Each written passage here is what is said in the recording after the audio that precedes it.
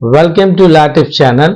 ఈరోజు నేను ఏదైతే టాపిక్ చెప్తున్నానో it's a very important topic in Andhra Pradesh. AP land titling act 2023.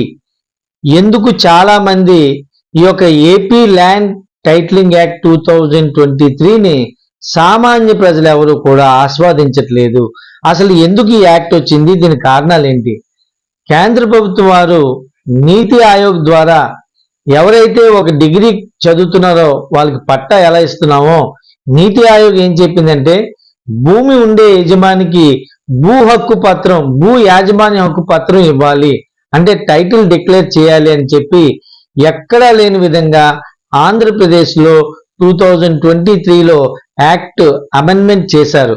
అయితే ఈ యాక్ట్ అమెండ్మెంట్ చేయడం వల్ల చాలా మంది ఆంధ్రప్రదేశ్లో ఉండే ఎడ్యుకేట్స్ అందరూ కూడా రిలే నిరాహారదీక్ష చేస్తూ ఈ యాక్ట్ ని రిపీల్ చేయాలి అని చెప్పి నేటికి 73 రోజుల వరకు అందరూ కూడా ఈ యొక్క సమ్మె చేస్తున్నారు. దీనికి కారణాలు ఏంటి? ఈ టైటిలింగ్ వల్ల లాభాలు ఎంత, నష్టాలు ఎంత? దీనికోసం మనం తెలుసుకుందాం.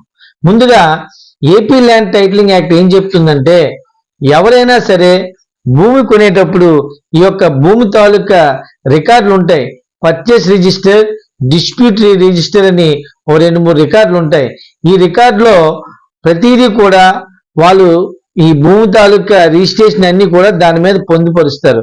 అయితే ఇక్కడ ఒకే ఒక్క పాయింట్, మైనస్ పాయింట్ ఏంటంటే ఏ వ్యక్తికైనా భూమి మీద హక్కులు కోల్పోయేటప్పుడు సివిల్ కోర్టు ద్వారా ఎన్ని సంవత్సరాలు పెట్టినప్పుడు కూడా సివిల్ కోర్టు జోక్యం ఉండడం వల్ల మాత్రమే సామాన్య ప్రజలకి న్యాయం జరుగుతుంది.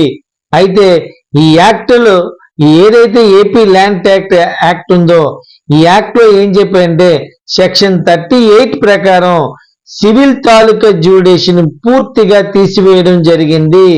అంటే భూమి మీద హక్కులన్నీ కూడా రెవెన్యూ వారికి మాత్రమే పొందడం జరిగింది. అంటే రెవెన్యూ వారు అంటే ఎంఆర్ఓ, ఆర్డీఓ, డిఆర్ఓ చేతిలో పెట్టి ఒక టైటిలింగ్ ఆఫీసర్ని అపాయింట్ చేసి ఆ టైటిలింగ్ ఆఫీసర్ ద్వారా ఈ హక్కులు అనేవి జరుగుతున్నాయి.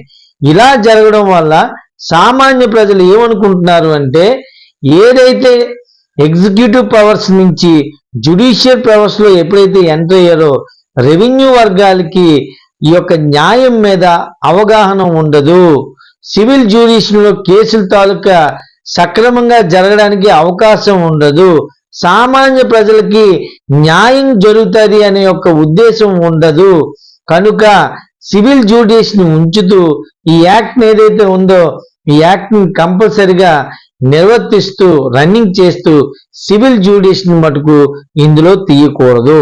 అయితే చాలా మంది ఎడ్యుకేట్స్ కోరేది ఏంటంటే ఈ యాక్ట్ లో నష్టాలు ఏం చెప్తున్నారంటే ఉదాహరణకి ఒక 100 గజాలు ఉండే ఒక వ్యక్తి ఒక భూమిని కొనుక్కున్నాడు. కొన్నాళ్ళు పోయిన తర్వాత ఆ భూమి అమ్మిన తాలూకు వ్యక్తి వచ్చి ఈ భూమి నాకు తెలియకుండా అమ్మారు అంటే ఈ యొక్క భూమిని తను ఎవరైతే పొజిషన్ లో ఉన్నాడో, ఎవరైతే తనని అనుభవిస్తున్నాడో ఆ వ్యక్తి యొక్క భూమి మీద డిస్ప్యూట్ లిస్ట్ లో పెట్టేటప్పుడు ఈ వ్యక్తి ఆ భూమిని అమ్మడానికి అవ్వదు, మార్ట్గేజ్ చేసుకోలేడు, దేనికి ఉపయోగించకుండా డిస్ప్యూట్ లిస్ట్ లో ఉండడం వల్ల అది ఒక తప్పుగా భావించడం జరుగుతుంది.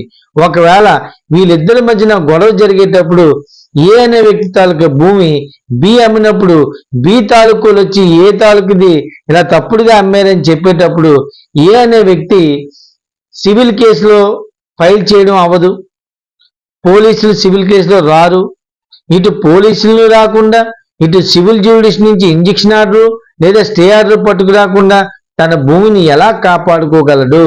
తన భూమిని కోల్పోతాడనే అభద్రతా భావంతో ఈ యొక్క ల్యాండ్ టైటిల్ యాక్టింగ్ ఏదైతే ఉందో ఈ టైటిలింగ్ తాలూకా యాక్ట్ తన ఉద్దేశాలు ఎలా ఉన్నప్పుడు కూడా సివిల్ జ్యుడిషియల్ అంటే కోర్టు పరిధిలో ఉండాలి. అంటే మనం బలమైన వ్యక్తినైనా సరే, మనం బలహీనమైన వ్యక్తులైనప్పుడు బలమైన వ్యక్తులను మనం ఆపాలి అంటే, వాళ్ళని ఎదుర్కోవాలి అంటే న్యాయస్థానాలు ఉండాలి, చట్టాలు ఉండాలి. న్యాయస్థానం చట్టాలు ఉంటేనే సామాన్య పౌరుడికి న్యాయం జరుగుతుంది.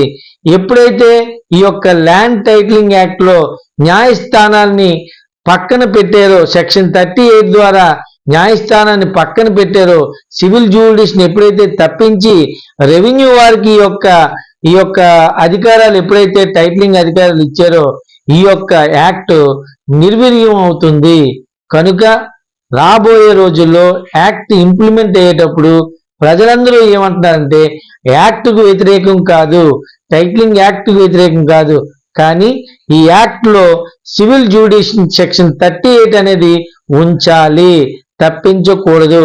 సామాన్య మానవుడికి న్యాయం ఎప్పుడు కూడా న్యాయస్థానంలోనే జరుగుతుంది తప్ప రెవెన్యూ డిపార్ట్మెంట్ లో జరగదు. ఎందుకంటే రెవెన్యూ డిపార్ట్మెంట్ లో మనకు తెలుసు చాలా మంది 22A సర్వే సర్టిఫికేట్ కోసమే కొన్ని సంవత్సరాలు తిరుగుతున్నారు కానీ ఒక సర్వే సర్టిఫికేట్ సంపాదించలేకపోతున్నారు. అటువంటిది ఈ యొక్క ల్యాండ్ టైటిలింగ్ ఇచ్చేటప్పుడు ఈ డిస్ప్యూట్ కానీ ఈ కొనుగోలు అమ్మడాలు కానీ ఎంతవరకు ఇది సక్రమంగా జరుగుతుంది అని చెప్పి ఈ యొక్క సామాన్య ప్రజలందరూ కూడా ఆందోళన పడుతున్నారు.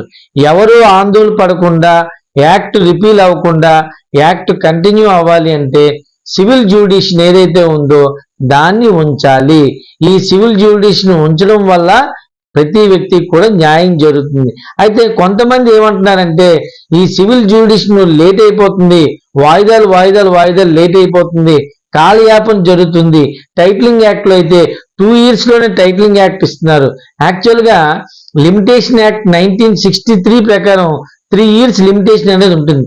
కానీ టైటిలింగ్ యాక్ట్ లో 2 సంవత్సరాల లోపు అంటే భూమి కొని 2 సంవత్సరాల లోపు రిజిస్టర్ చేసుకోకపోతే ఆ యొక్క నమోదు టైటిలింగ్ ఆఫీసర్ చేసుకోకపోతే ఆ భూమిని గవర్నమెంట్ భూమిగా పరిగణిస్తారు అని చెప్పి ఇది ఒక క్లాజ్ ఉంది. ఈ క్లాజ్ కూడా తీసేయాలి.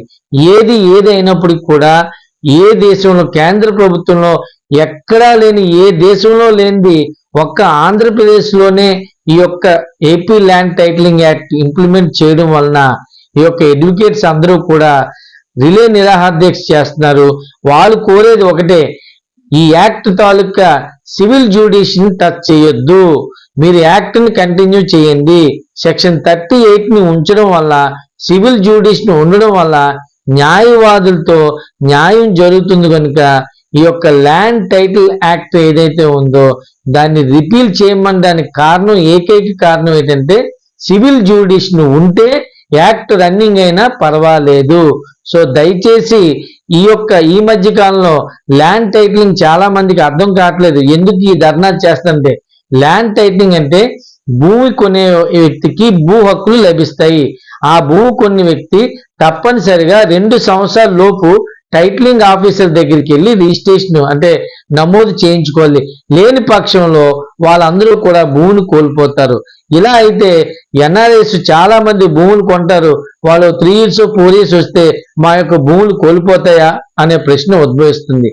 అదేవిధంగా సామాన్య మానవుడికి ఈ యొక్క రెవెన్యూ సిబ్బందికి ఇవ్వడం వల్ల సామాన్య వ్యక్తి ఈ రెవెన్యూ తాలూకి రాజకీయ బలం కొంతమంది డబ్బున్నోళ్ళ అండతో సామాన్య మానవుడికి నష్టం జరిగే అవకాశం ఉంది ఈ యాక్ట్ వల్ల అని చెప్పి చాలా మంది అపోహ పొందుతున్నారు.